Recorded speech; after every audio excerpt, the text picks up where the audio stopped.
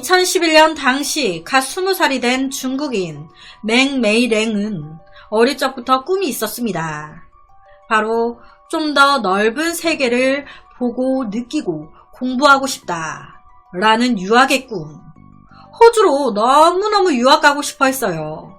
그래서 갓 20살이 되자마자 부모님을 설득하기 시작하는데 딸 혼자 타국으로 보낸다는 게 쉽지 않죠. 그래서 처음에는 좀 부모님이 반대를 했는데 그나마 좀 다행인 게 호주에 이모가 있었습니다.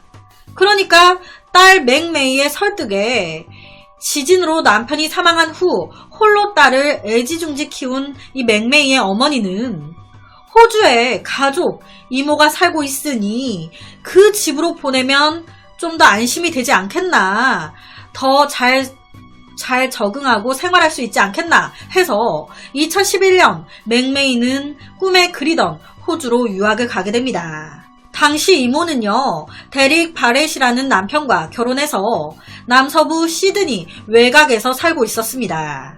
그렇게 자연스럽게 이모, 그리고 이모부, 그리고 맹메이까지 셋이서 살게 된 거예요. 아무 문제 없었습니다. 잘 살았어요. 그런데 5년이 흐른 2016년 4월 갑자기 맹메이가 실종이 됩니다. 연락도 안 되고 집에도 안 들어오니 곧바로 실종 신고가 이루어졌고 경찰 수사와 더불어 전단지까지 배포되기 시작했는데 도대체 갑자기 어디로 사라져버린 걸까? 경찰 수사가 시작되고 약 3일 뒤 여기 시신이 발견됐습니다. 바로 옆에 해변 절벽 아래에서 물에 둥둥 뜬 맹메이의 시신이 발견됐습니다. 시신을 확인하자마자 경찰은요 바로 알았어요. 아, 스스로 목숨을 끊은 게 아닌 이거 타살이구나. 온몸에 칼자국이 난도질이 돼 있으니까 거기다 성폭행의 흔적까지. 도대체 그녀에게 무슨 일이 있었던 걸까? 범인은 누구인 걸까요? 경찰은 맹메이의 주변 인물들 탐문 수사와 더불어 맹메이의 마지막 하루를 되돌려 조사하기 시작했습니다. 마지막으로 맹메이가 포착된 날짜는 2016년 4월 22일. 당시 25살이었던 맹메이에게 그날은 친구들과 먹고 마시고 재미있게 논 뒤에 집으로 가는 기차를 기다리는 그저 평범한 날, 평범한 금요일이었습니다. 옆에 보시면 별다른 건 없어 보이는데 집에까지 멀쩡하게 들어가는 게 포착됐단 말이죠. 탐문수사에 들어간 경찰은 맹메이와 함께 지냈던 이모와 이모부에게 한 남자의 이야기를 듣게 됩니다. 아니, 맹메이한테 남자친구가 있었어요. 그런데 걔가 질이 그렇게 안 좋은 애야. 매일 여자 끼고 술 마시고. 그래서 저희가 평소에도 좀 걔랑 헤어지라고 몇 번이나 말하곤 했었다니까요. 아무래도 그놈이 맹메이를 어떻게 한 것 같아요. 그래서 경찰은요, 맹메이의 남자친구를 용의선상에 두고 집중수사에 들어갔습니다. 그런데 이 남자친구 알리바이가 정확하게 있는 거예요. 별로 혐의점이 없어. 아, 누구지? 경찰은 CCTV에 집중했습니다. 단서라고는 이것밖에 없으니까. CCTV를 확인했을 때 맹메이는 4월 22일 집에 들어갔단 말이에요. 그런데 맹메이가 집에 들어간 후에 수상한 차량이 나타난 건 이틀 뒤인 4월 24일 이른 시간인 오전 7시경이었습니다. 오전 7시경에 갑자기 무슨 차 한 대가 맹메이 집 앞에 싹 서더니 한참 동안 있다가 이동하네. 저 차 뭐야? 경찰은 바로 이 수상한 차, 이 차의 소유주를 확인하기 시작했는데 수상한 차의 소유주가 이모 부인 데릭 바렛이네? 아, 지금 맹메이가 집에 들어가고 나서부터 확인이 안 되는데 데릭 바렛 같이 살고 있지? 맹메이의 남자친구가 의심스럽다고 우리 경찰한테 언질까지 했던 남잔데 설마 이놈이? 경찰은요, 이때부터 이모 부인 데릭을 용의선상에 올리고 집중적으로 파기 시작했습니다. 처음 경찰 수사를 할 때 대릭은요, 무슨 바보도 아니고 혼자 막 뭐라고 중얼중얼. 에? 뭐라고요? 알아듣게 얘기를 해요.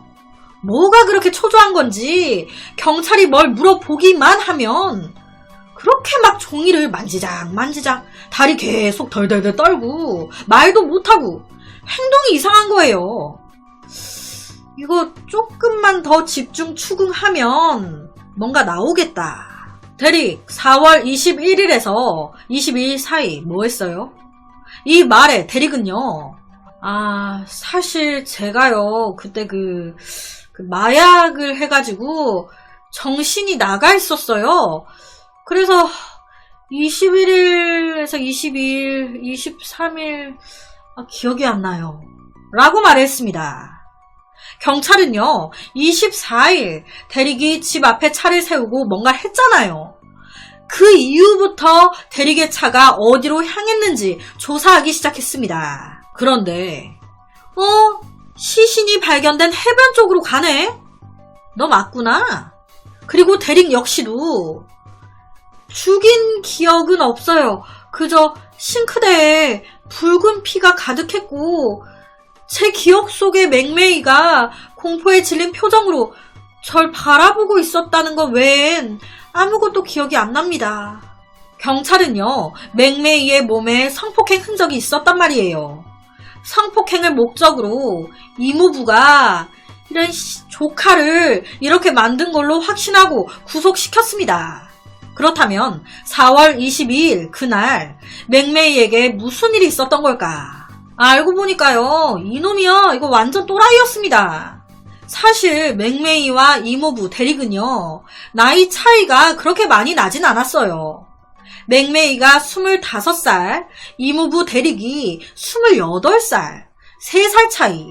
그러다 보니 5년 전 맥메이가 유학을 온 그때부터 이놈이 이쁘네 했던 거예요. 그래서 그때부터 막 진짜 입에 담기도 더러운 이상한 집착을 하기 시작한 겁니다. 이놈이요 늦은 밤에 맥메이 방문을 살짝 엽니다. 그럼 늦은 밤이니까 맥메이 아무것도 모르고 자고 있을 거 아니에요. 그럼 이 새끼가 그 맥메이가 자는 모습을 보면서 혼자 자기 위로를 하는 거예요. 자위 그거를. 그리고 욕실에 몰래 카메라를 설치해서 맥메이가 샤워하는 거 몰래 지켜보면서 또 혼자 막 그 짓 하고, 그게 일상인 놈이었습니다. 또라이예요. 그러면 당시 48세였던 이모도 함께 살았단 말이에요. 이모는 아무것도 몰랐나? 네, 아무것도 몰랐습니다. 사건의 그날도요, 이 이모는 일 때문에 한 3일 정도 집을 비운 상황이었어요. 출장. 그때 이 짓을 한 거예요. 3일 지나 이모가 집에 들어왔을 때 집이 깨끗했대요. 아무 문제가 없었다고. 청소를 다 해놓은 거예요. 그래서 전혀 몰랐던 겁니다. 이놈은요, 성폭행을 한 것도 모자라서 맥메이 방으로 들어가서 맥메이 옷을 다 벗기고 양팔, 양손 다 묶어버립니다. 그리고는 소리 못 지르게 입에 재갈을 물려요. 그리고는 알몸 상태로 묶여서 소리 지르면서 고통스러워하고 있는 맥메이의 모습을 핸드폰 카메라로 다 찍습니다. 이 새끼 핸드폰에서 이게 다 나온 거예요. 이 새끼는요, 침실에 2대 카메라를 각각 다른 각도에다가 설치합니다. 그리고 핸드폰 카메라를 또 켜서 맥메이의 얼굴만 집중적으로 찍어요. 그러니까 3대의 카메라를 쓴 거예요. 그리고 이 모든 과정을 녹화하고 사진 찍은 겁니다. 핸드폰에 찍힌 맥메이의 표정은요, 진짜 두려움과 공포에 질려 있었습니다. 실제로 녹화된 영상 속에서 맥메이는 당신 미쳤어? 지금 뭐 하는 거야? 당신 나한테 이러면 안 돼! 소리치는 장면까지 들어가 있었습니다. 이 소리에 이 새끼는요 막 웃어요. 그렇게 조카를 성폭행한 뒤에 흉기로 맥메이를 30번 이상 찔러 죽인 거예요. 난도질을. 그리고 이틀 뒤 비닐로 시신을 감싸 차를 몰고 해변으로 가서 던져버린 겁니다. 그리고 다음날 관광객에 의해 발견. 참 이놈은요. 맹메이는 참 이뻤어요. 그래서 항상 만지고 싶었고 하고 싶었어요. 라고 말을 했습니다. 딸이 사망했다는 소식에, 그것도 살해당했다는 소식에 중국에 있던 맹메이의 엄마는요 좌절했습니다. 어떻게 키운 딸인데. 이놈은요 정말 죄송합니다. 내 행동으로 인해 내 가족과 그녀의 가족을 배신했습니다.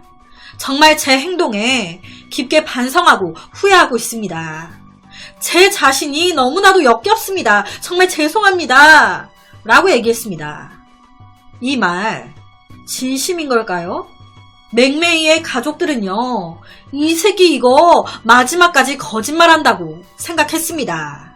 왜냐면 이 새끼가 이렇게 말은 해놓고 정작 체포돼 있으면서 교도관이나 같은 죄수들한테 자기는 억울하다면서 사실 서로 합의하에 성관계 한 거였고 걔가 이뻐가지고 성적으로 끌릴 수밖에 없었다고 이런 식으로 얘기한 거예요. 조카를 2017년 12월 재판부는 대릭의 핸드폰 속에 찍힌 사건 당일 맹메이의 모습은 무가치하고 생명이 없는 물건인 것 마냥 침대 위에서 움직였으며 그녀의 얼굴이 카메라 프레임에 나타났을 때 그녀의 고통을 분명히 확연히 볼 수 있었다. 이놈은 그녀를 다치게 하고 굴욕감을 주고 비하하는 것을 즐겼다. 가해자는 변태적이고 성적 가학적인 욕망에 계획적으로 의도적으로 이런 짓을 벌인 것으로 보인다. 용서할 수 없다. 라며 대릭에게 최소 34년형, 최고 46년형을 선고했습니다. 46년. 그렇게 이 사건은요, 그냥 끝나는 줄 알았어요. 그런데 더 있습니다. 2년 정도가 지난 2019년 11월 한 노인이 우연히 새로운 증거를 발견한 거예요. 바로 USB. 아무 생각 없이 그걸 주워가지고 봤는데 와우, 가관이야. 바로 그 USB를 경찰에 넘긴 겁니다.